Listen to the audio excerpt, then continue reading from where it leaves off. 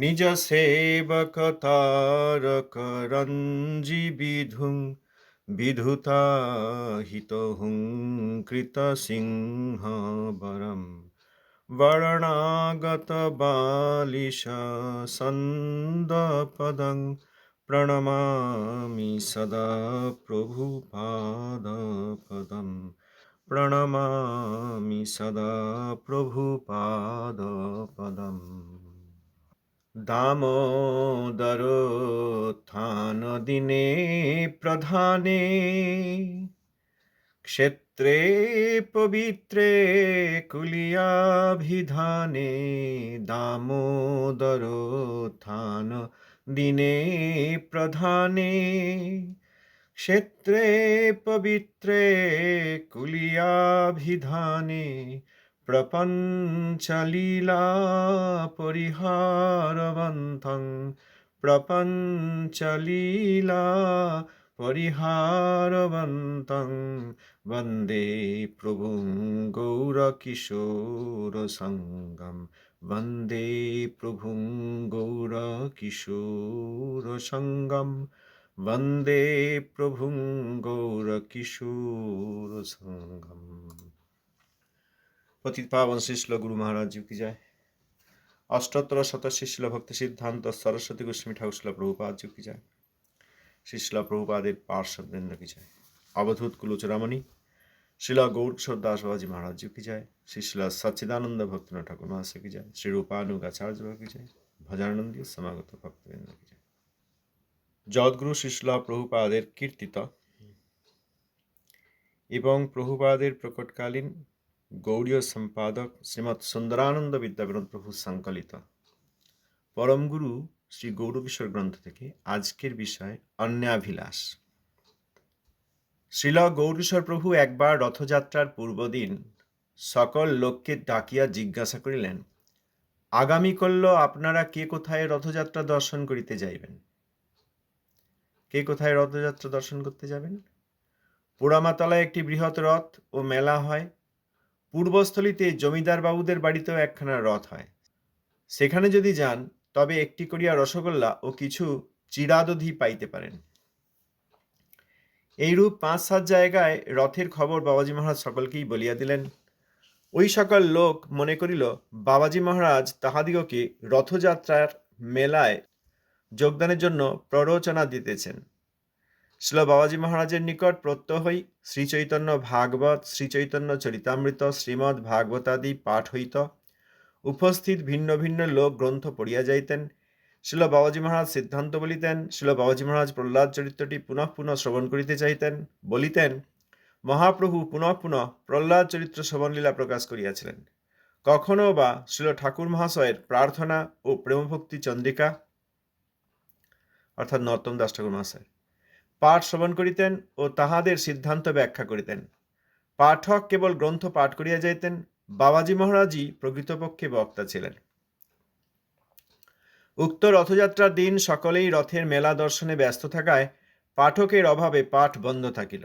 সেদিন বাবাজি মহারাজ তাহার ছইয়ের দ্বার উন্মুক্ত করিয়া মৃদু হাস্য করিতে করিতে বাহিরে আসিয়া বসিলেন ও বলিলেন, আজ প্রাণ পাইলাম, সব গিয়াছে। যাহারা হরিনামের নিকট অপরাধী তাহারা সাধু সঙ্গে হরিকথা শ্রবণ কীর্তন ছাড়িয়া রথযাত্রা দেখিবার ছলে যুবতী স্ত্রীলোক, লোকসংঘট্ট ও ভোগের জিনিসগুলি দেখিতে যায়। লোকগুলি বৈষ্ণব সঙ্গের ভান লইয়া আসে, কিন্তু আনুগত্য না থাকায় অন্নাভিলাষের স্রোতে ভাসিয়া যায়। শ্রীল বাবাজি মহারাজ নিজে নিজেই খুব উচ্চৈস্বরে হরিকীর্তন করিতে লাগিলেন। লোকগুলি রথযাত্রা দেখিয়া ক্রমে ক্রমে বাবাজি মহারাজের নিকট আসিয়া উপস্থিত হইলেন। বাবাজি মহারাজ খুব গম্ভীর হইয়া বসিয়াছিলেন, কাহারও সহিত কোনো কথা বলিলেন না। অবাক করা বিষয়। আমরা কিন্তু গুরুবর্গের কৃপায়, গুরু মহারাজের কৃপায় এইসব কথা আলোচনা করেছি। আজকে সাক্ষাতে সেই গ্রন্থে এই বিষয়ে রয়েছে। তাহলে রথযাত্রার আগের দিন বাবাজি মহারাজ সকলকে ডেকে জিজ্ঞেস করলেন, আপনারা আগামীকাল কে কোথায় রথযাত্রা দর্শনে যাচ্ছেন? তারপর নিজেই কতগুলি উদাহরণ দিলেন। পোড়ামাতলায় বড় রথ হয় এবং মেলাও হয়। তারপর ওই পূর্বস্থলী ওই কাটোয়ার দিক থেকে আসতে পূর্বস্থলী স্টেশন আছে, আবার বাসে করে আসলে, কাটোয়া থেকে বাসে করে আসলে পারুলিয়া বাজার, ওইখান থেকেই পূর্বস্থলী কাছাকাছি। তা পূর্বস্থলীতে জমিদার বাবুদের বাড়িতেও একখানা রথ হয়। সেখানে যদি আপনারা যান তাহলে একটা করে রসগোল্লা পাবেন, আবার কিছু চিরাদধিও পেতে পারেন। রসগোল্লা ও চিরাদধি পেতে পারেন। এইরকম করে 5-7টা জায়গার উদাহরণ বাবাজি মহারাজ দিলেন, যেন অপশান দিলেন যে এইসব রয়েছে, আপনারা যাবেন কোথায়, অপশান দিলেন, বললেন। সকলে মনে করলো, লোকগুলি মনে করলো যে বাবাজি মহারাজ তাদেরকে রথযাত্রার মেলায় যোগদানের জন্য প্ররোচনা দিতেছেন। শব্দটা দেখেছেন, খুব সাবধানে ব্যবহার হচ্ছে, প্ররোচনা দিতেছেন। সবাই ভাবলেন বাবাজি মহারাজ বলছেন যেতে, বিভিন্ন জায়গার উদাহরণ দিলেন। তাহলে কি হতো তখন না, বাবাজি মহারাজের কাছে অনেক লোক আসতেন, শ্রী চৈতন্য ভাগবত, শ্রী চৈতন্য চরিতামৃত, শ্রীমদ্ ভাগবত আদি গ্রন্থ পাঠ হতো। ওই উপস্থিত ভিন্ন ভিন্ন লোক, আজকে উনি পড়ছেন, আজকে আর একজন পড়ছেন, এইভাবে তারা পড়তেন আর বাবাজি মহারাজ সেই সব কথার ব্যাখ্যা করতেন। কেউ প্রশ্ন করলে উত্তর দিতেন। সেই সব শ্লোক, শ্রী চৈতন্য ভাগবত, শ্রী চৈতন্য চরিতামৃত, শ্রীমদ্ ভাগবত, এইসব গ্রন্থে যেসব বিষয়বস্তু রয়েছে সেইগুলি ব্যাখ্যা করে বুঝিয়ে দিতেন, সিদ্ধান্ত বলতেন। এবং বাবাজি মহারাজের এই প্রহ্লাদ চরিত্র শোনার খুব আগ্রহ ছিল, তিনি প্রহ্লাদ চরিত্র বারবার শুনতে চাইতেন। কেন? মহাপ্রভু পুনঃ পুনঃ বারবার প্রহ্লাদ চরিত্র শ্রবণলীলা প্রকাশ করেছিলেন। এইসব গ্রন্থ হতো, কখনো বা ছিল ঠাকুর মহাশয় অর্থাৎ নরোত্তম দাস ঠাকুর মহাশয়ের প্রার্থনা ও প্রেমভক্তি চন্দ্রিকা, এইসবও পাঠ শ্রবণ করতেন ও এইসব গ্রন্থে যেসব সিদ্ধান্ত আছে সেগুলি ব্যাখ্যা করতেন। অন্যান্য লোক যারা আসতেন তারাই পড়তেন, বাবাজি মহারাজ সিদ্ধান্ত বলতেন, ব্যাখ্যা করতেন। অতএব অন্য ব্যক্তিরা পাঠ করতেন ঠিকই, কিন্তু বাবাজি মহারাজই প্রকৃতপক্ষে বক্তা ছিলেন। বাবাজি মহারাজ সেই সব ব্যাখ্যা বুঝিয়ে দিতেন এবং সিদ্ধান্তগুলি সূক্ষ্মভাবে বুঝিয়ে দিতেন। অতএব প্রকৃতপক্ষে বক্তা বাবাজি মহারাজই ছিলেন। তাহলে আগের দিন তো বলে দিলেন রথযাত্রা আগের দিন কে কোথায় যাবেন। তারপরে এই রথযাত্রার দিন অর্থাৎ পরের দিন সবাই রথের মেলা দেখতে চলে গেল। যারা আসতেন পালা করে গ্রন্থাদি পড়তেন তারা সবাই সেদিন রথযাত্রার মেলা দর্শনে ব্যস্ত হয়ে পড়লেন। অতএব সেই দিন আর কেউ আসেননি, পাঠকের অভাবে পাঠ বন্ধ থাকলো। তখন বাবাজি মহারাজ সেদিন দেখলেন কেউ আসেননি, তখন তিনি ছইয়ের দ্বার উন্মুক্ত করলেন, দরজা খুললেন। দরজা খুলতেন না সবসময়, ভিতরে ভজন করতেন, তো ছইয়ের ভিতরে ভজন করতেন, দরজা সবসময় খুলতেন না। তা সেই দিন ছইয়ের দ্বার উন্মুক্ত করে মৃদু হাসলেন। মৃদু হাসতে হাসতে বাইরে এলেন ও বললেন, আজ প্রাণ পেলাম, সব গেছে। যারা হরিনামের নিকট অপরাধী তারা সাধু সঙ্গে হরিকথা শ্রবণ কীর্তন ছাড়িয়া রথযাত্রা দেখিবার ছলে যুবতী স্ত্রী লোক ও লোকসংঘট্ট ও ভোগের জিনিসগুলি দেখিতে যায়। লোকগুলি বৈষ্ণব সঙ্গের ভান করে আসে, বৈষ্ণব সঙ্গের ভান নিয়ে আসে, কিন্তু আনুগত্য না থাকায় অন্নাভিলাষে স্রোতে ভাসিয়া যায়। এই যে কথাটি বললেন, এটি খুব ভালো করে আমাদের বোঝা দরকার। বর্তমানেও আমরা যদি সাবধান না হই আমাদেরও সেই অবস্থা হচ্ছে বা হবে। তাহলে শ্রীল বাবাজি মহারাজ তখন তো বেরিয়ে এলেন ছই থেকে, খুব উচ্চৈশ্বরে কীর্তন করলেন, হরি কীর্তন করতে লাগলেন। বাবাজি মহারাজ তাই করতেন, উচ্চৈশ্বরে মহামন্ত্র কীর্তন করতেন। এবার লোকগুলো সব রথযাত্রা দেখা টাকা হয়ে গেলে লোকগুলো এলো, বাবাজি মহারাজের কাছে এসে উপস্থিত হলেন। বাবাজি মহারাজ খুব গম্ভীর হয়ে বসে থাকলেন, কারোর সঙ্গে কোনো কথা বললেন না। এই লেখাগুলি কোথায় কোথায় প্রয়োগ হচ্ছে সেগুলি তো আমাদেরকে দেখতে হবে। তাহলে আজ প্রাণ পাইলাম মানে এইসব লোকগুলো আসতেন, তাঁরা পড়তেন, বাবাজি মহারাজ ব্যাখ্যা করতেন, সিদ্ধান্ত বলতেন, তাতে যদি কারোর মঙ্গল হয়, উপকার হয়, কল্যাণ হয়, এই উদ্দেশ্যে। কিন্তু লোকগুলির মধ্যে যে অন্নাভিলাষ আছে, কারণ আনুগত্য নেই, বাবাজি মহারাজের প্রতি আনুগত্য নেই, আসেন শোনেন চলে যান, আনুগত্য নাই, তার ফলে অন্নাভিলাষের স্রোতে ভেসে যায়। আনুগত্য না থাকলে আমাদের তাই হবে। আসছি, শুনছি, পড়ছি, যদি আনুগত্য না থাকে, যেমন গতকাল বলছিলাম, আমি গুরু মহারাজের অনুগত হওয়া উচিত, না হলে আমার কোনো মঙ্গল হবে না। ওই পড়া হবে, শোনা হবে, উপদেশ পড়া হবে, কিছু বোঝা হবে, এইরকম। কিন্তু আনুগত্য না থাকলে আমাদের এই অন্নাভিলাষের যে স্রোত সেটা আমাকে ভাসিয়ে নিয়ে চলে যাবে। তবুও তাঁরা এলে এইসব গ্রন্থ থেকে সিদ্ধান্ত ব্যাখ্যা করতেন, যাতে কারোর না কারোর মঙ্গল হতে পারে। কিন্তু আজ প্রাণ পাইলাম, অর্থাৎ ওইসব সঙ্গ আমাকে আজকাল করতে হবে না, ভালোই হয়েছে, সব গিয়েছে। এবার বলছেন, যাহারা হরিনামের নিকট অপরাধী, এইটাই তো হচ্ছে। এবার তো আমরা যদি চোখ খুলে এখন দেখি এই সিদ্ধান্তটি নিয়ে, যদি দেখি আমরা কি সামনে আমরা কি দেখতে পাচ্ছি সেটা যদি বিচার করি, তাহলে দেখা যাবে সব হরিনামের নিকট অপরাধী। প্রভুপাদের নিকট অপরাধী। কেউ কেউ বললো, ওই আরম্ভ হলো, হতেই হবে, বলতেই হবে, বুঝতেই হবে এটা। শ্রীল প্রভুপাদের চরণে অপরাধী, শ্রীল প্রভুপাদের প্রিয় শিষ্যগণের চরণে অপরাধী, শ্রীমৎ কুঞ্জবিহারী বিদ্যাভূষণ প্রভুর চরণে অপরাধী, শ্রীল ভক্তি কুসুম সমন গোস্বামী মহারাজের চরণে অপরাধী, দেখেছেন কীরকম করেছে শ্রী চৈতন্য মঠে। গুরু মহারাজের যেখানে ভজন কুটির আর সমাধি মন্দির, ওইখানটা অনেক লোক এখন চিনতেই পারে না। সামনে একটা গুদাম ঘর তুলে দিয়েছে, ওইখানটা ফাঁকা ছিল, কীর্তনাদি হতো, হরিকথা হতো। এখন সাষ্টাঙ্গে যদি গুরু মহারাজকে প্রণাম করতে যাই, সম্মুখে গুরুদেবকে সম্মুখে রেখে প্রণাম করা হয়, সে উপায় নাই। এমন করে ব্লক করে দিয়েছে যাতে কোনোদিন ওইখানে মন্দির প্রতিষ্ঠা না করা যায়, মানে নাট্য মন্দির না করা যায়। এই জন্য একটা লোক, একটা কন্ট্রাক্টরকে ডেকে ওইখানে ওইরকম দেয়াল তুলে দিয়েছে। তাহলে হরিনামের চরণে অপরাধী হলো না? এত বড় মহাবৈষ্ণব প্রভুপাদের শিষ্য, তার চরণে অপরাধ হলো না? শুধু বৈষ্ণব অপরাধ নয়, গুরু অবজ্ঞা হলো। আবার তাদের কি অনেকে গুরু মনে করে দীক্ষা দিয়ে নিয়েছে, দিয়ে মন্ত্রাদি করছে, কিন্তু কোনো লাভ হচ্ছে না। 10 বছর, 20 বছর, 25 বছর, 28 বছর সব করছে, কিন্তু ভজন রাজ্যে প্রবেশ হয়েছে? অসম্ভব, অসম্ভব, কিছুতেই হয়নি এবং হতে পারে না। তা এই রকম আবার প্রভুপাদের অন্যান্য সব শিষ্যগণের চরণে ওইখানেই আজকাল অপরাধ হচ্ছে। সব শিষ্যগণ তারা সব বেরিয়ে গিয়ে মঠ করেছেন নিজের প্রতিষ্ঠার জন্য। আহাম্মকগুলো বলে কি? তারা গৌড়ীয় মঠ প্রতিষ্ঠা করেছেন, প্রভুপাদকে প্রচার করেছেন, প্রভুপাদের সেবা করেছেন, প্রভুপাদের সেবাই তাদের প্রভুপাদের প্রচার। তারা সকলেই প্রভুপাদের নিজজন। তারা কেউ ক্লাব খোলেননি, কেউ ভারত সেবাশ্রম সংঘ খোলেননি, কেউ রামকৃষ্ণ মিশন খোলেননি, কেউ মায়াবাদের আগার খোলেননি। সেখানে প্রভুপাদ এবং গুরু গৌরাঙ্গ গান্ধর্বিকার মন্দির প্রতিষ্ঠা করে নিজে নিজে ভজন করেছেন। করবেনই তো, 100 বার করবেন। ভজনকারী ব্যক্তিগণ অবশ্যই ভজন করবেন। আরেকটি সংস্থা আছে, প্রভুপাদের শিষ্যগণের নাম ধরে ধরে গালিগালাজ, সহ্য করা যায় না। তারপর তো এখন প্রভুপাদের অবমাননা, প্রভুপাদকে লুকিয়ে দাও, প্রভুপাদ এই প্রচার বলে একটা কথা হয়েছে, প্রচার নিহি কিয়া, প্রচার নিহি কিয়া। পাগলগুলোর দল প্রচার কাকে বলে জানেন? নিজের ভজনই প্রচার। ওই লোক নিয়ে আসাটা প্রচার নয়। লোক নিয়ে সে তো সর্বনাশটি হয়েছে। সেসব লোকগুলো এখন কি করছে? প্রভুপাদের শিষ্যগণের অবমাননা করছে, প্রভুপাদের অবমাননা করছে, প্রভুপাদের নামকে ঘুলিয়ে দিয়েছে। বাবাজি মহারাজের কোনো কথা জানে না, শোনে না, নেয়নি। এসব কথা কোনোদিন শুনেছে নাকি? কোনোদিন মানে কোনোদিন শোনেইনি, তো মানবে কি? আর ভক্তিনাথ ঠাকুরের চরণে অপরাধ হচ্ছে। বাইরে বলছে ভক্তিনাথ ঠাকুর সপ্তম গোস্বামী। ওইটা একটা তখনকার সংবাদপত্রের একজন সম্পাদক বলেছিলেন, জি বাপরে, ভক্তিনাথ ঠাকুরকে যা দেখি, উনি তো সপ্তম গোস্বামী। সেইটা অনেকে নিয়েছেন ঠিকই, কিন্তু সেই সপ্তম গোস্বামীর লেখা, সেই সপ্তম গোস্বামীর জীবনী, সেটা তারা কেউ সম্মান করেন নাই। এই ভক্তিনাথ ঠাকুর আমার এই সময়, ভক্তিনাথ ঠাকুর এইটা এইখানে পাঠিয়েছিলেন, এই করে সব নিজের প্রচার হয়েছে, ভক্তিনাথ ঠাকুরের প্রচার হয়নি। তো এইভাবে গুরু বৈষ্ণব চরণে অপরাধী যারা, তারা নাম অপরাধী। এখানে বাবাজি মহারাজ তাই বলছেন, যাহারা হরিনামের নিকট অপরাধী। এই কথা আমরা কতবার আলোচনা করেছি। এই সব লোকগুলো এইদিকে ওদিকে সেদিকে চারিদিকে যেদিকে দেখবেন, এই সংস্থা ওই সংস্থা আমাদের সংস্থা, যারা যারা বলছেন, যদি দেখেন দেখা যাবে যে কয়েক লেভেল উপরে যেসব বৈষ্ণবগণ তাদের চরণে অপরাধ করে, প্রভুপাদের শিষ্যগণের চরণে অপরাধ করে। তো তারা সেটা তাহলে বৈষ্ণব নিন্দা হলে, বৈষ্ণব নিন্দা বা সাধু নিন্দা, সেটি তো প্রথম নাম অপরাধ। তারপরে বাকি নাম অপরাধ তো একদম জেকে বসে আছে আমাদের মনে এবং হৃদয়ের চারিদিকে। এখানে বাবাজি মহারাজ বলছেন, যাহারা হরিনামের নিকট অপরাধী, তাহারা সাধু সঙ্গে হরিকথা শ্রবণ কীর্তন ছাড়িয়া রথযাত্রা দেখিবার চলে। তারপর আবার বলছি, তাহলে এই সাধু সঙ্গে হরিকথা শ্রবণ কীর্তন এখনও তো অনেকে করছেন। আচার্য বলছেন, বড় উঁচু আসনে বসে বলছেন, লম্বা চওড়া লোক বলছেন, হ্যাঁ, এইসব ভাবছেন তারা। এগুলো কি আর হরিকথা যে শ্রবণ কীর্তন করবেন?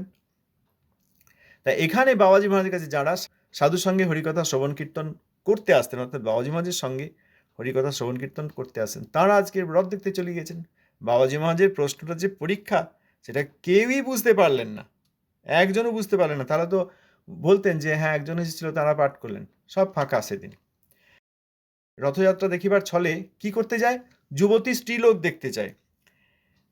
পুরুষেরা যুবতী স্ত্রীলোক দেখতে চায়, আবার সেরকম অনেক যুবতী স্ত্রী আছে, সবাই নয়, সেরকম অনেক স্ত্রী আছে, তারা ওই সুন্দর রূপ পুরুষ, আবার ব্রহ্মচারীর তো কথাই নেই, ব্রহ্মচারী সন্ন্যাসী হলে খুব ভালো হয়, তাদেরকে দেখতে যায়। তাহলে এখানে বাবাজি বলছেন যুবতী স্ত্রীলোককে দেখতে চায়।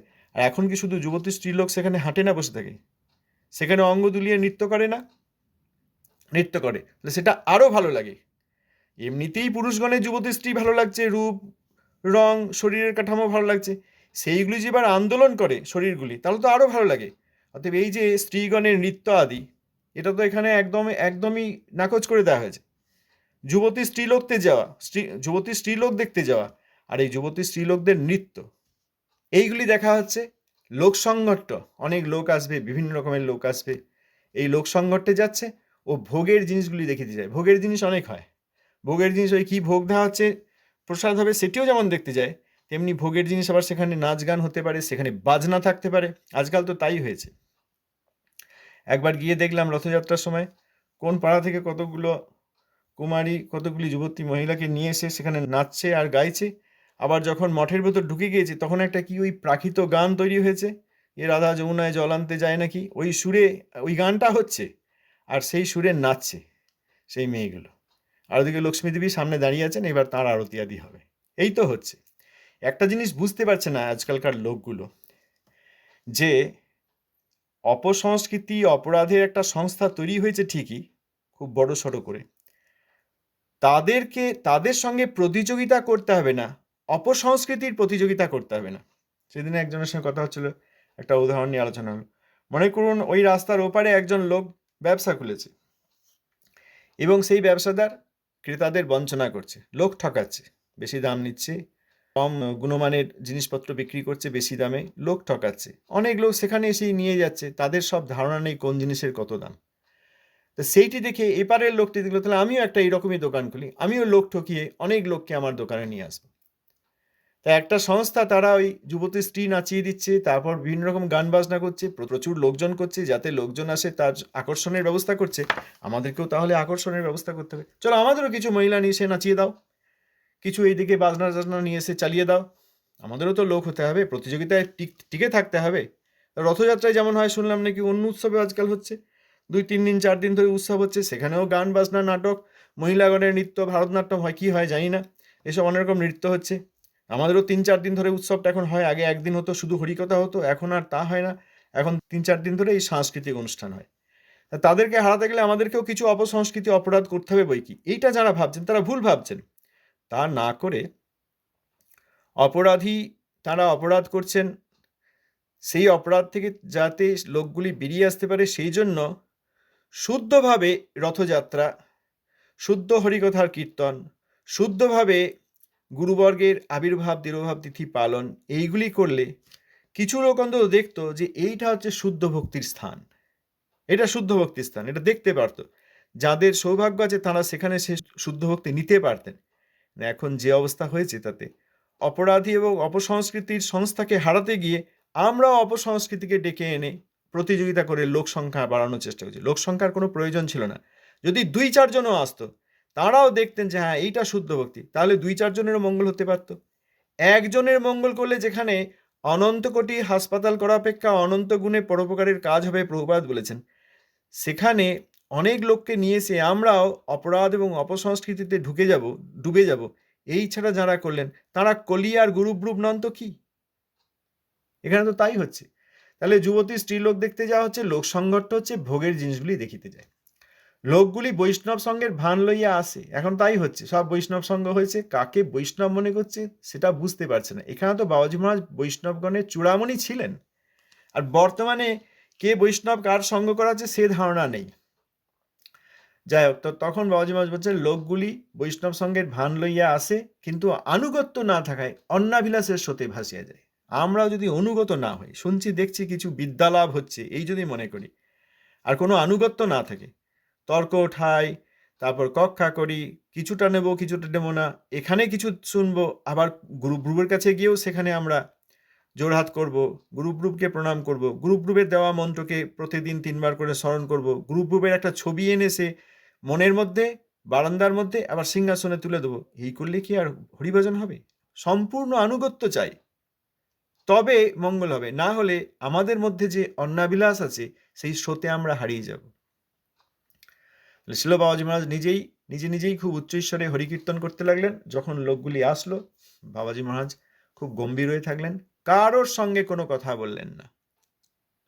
রথযাত্রায় ব্রজবাসীগণ কৃষ্ণকে যখন অক্রূর নিয়ে গেলেন তখন তাদের প্রাণান্তকর অবস্থা হলো, প্রাণান্তকর অবস্থা। প্রত্যেক ব্রজবাসী সখাগণ, মাতা পিতার ভাবে বাৎসল্যরসে কৃষ্ণকে ভালোবাসেন সেই রকম অনেক মাতা পিতার বন্ধু বান্ধবীগণ, তারপর ব্রজদেবীদের তো কথাই নেই, সে কথা তো আমরা যাচ্ছি না। এই ব্রজবাসীগণের যে কত কষ্ট হলো, এবং তখন থেকে তারা দৈনন্দিন জীবনে ফিরতেই পারলেন না, সব এই অচেতন হয়ে পড়ে থাকলেন। যেমন শ্রী নন্দ মহারাজ অচেতন হয়ে পড়লেন, যেমন সুবলাদি সখাগণ অচেতন হয়ে পড়লেন, ব্রজদেবীগণ গৃহত্যাগ করে বনচারিণী হয়ে গেলেন, আর যশোদা পাগলিনী হয়ে গেলেন। বলছেন আমাদের দেবী যে অন্যের কথা বলছি না, কেবল মায়ের কথা বলছি। আমাদের মায়ের দুঃখ আমরা সহন করতে পারি না। সুতরাং এইরকম অবস্থা হলো। তারপর শতবর্ষ পর কুরুক্ষেত্রে গিয়ে ব্রজবাসীগণ কৃষ্ণের দেখা পেলেন। সেইখানে গিয়ে কৃষ্ণকে তারা এই হৃদয়ের আকর্ষণে নিয়ে আসছেন, সেইটি রথযাত্রা। সেই ধারণাই নেই আমাদের, সেই ধারণাই নেই। আমরা এখন এই যুবতী স্ত্রী নাচিয়ে দিচ্ছি, বিভিন্ন রকম বাজনা বাজিয়ে দিচ্ছি, কারণ আমাদেরকে হারাতে হবে। আর একটি সংস্থা ওই রথযাত্রা আরম্ভ করেছে, ওটি করাই উচিত নয়। ওই যে জগন্নাথ মন্দির রাজাপুরে, ওইটি শ্রী চৈতন্য মঠের সেবার ছিল। তারপর একটা সেক্রেটারি সে ওইরকম বিক্রি করে দিয়েছে, দিয়ে এখন ওইটা ওই সংস্থার হয়ে গেছে। শ্রী চৈতন্য মঠের সেবা হতো, তখন গেছি, খুব নিরিবিলি শান্ত পরিস্থিতি ছিল, দারুণ। তা সেইটি হচ্ছে একটি বিশেষ স্থান। সেইখান থেকে জগন্নাথ দেবকে নিয়ে আসছে একটা বৈভবপূর্ণ অট্টালিকাতে। উল্টো হচ্ছে না? কৃষ্ণ কুরুক্ষেত্র থেকে বা দ্বারকা থেকে আসছেন ব্রজে, সেইটি না হয়ে জগন্নাথ দেবের যে স্থান সেইখান থেকে নিয়ে আসছে একটা বৈভবপূর্ণ অট্টালিকায়। উল্টো রথযাত্রা এটা। দ্বারকা থেকে কুরুক্ষেত্র থেকে কৃষ্ণ আসছেন, কুরুক্ষেত্র বা দ্বারকা, সেখান থেকে কৃষ্ণ আসেন, কুরুক্ষেত্র দ্বারকারই স্বরূপ। তো সেখান থেকে কৃষ্ণ আসছেন ব্রজে, আর এখানে উল্টো হচ্ছে, যেন ব্রজ থেকে কৃষ্ণ ফিরে যাচ্ছেন দ্বারকায়।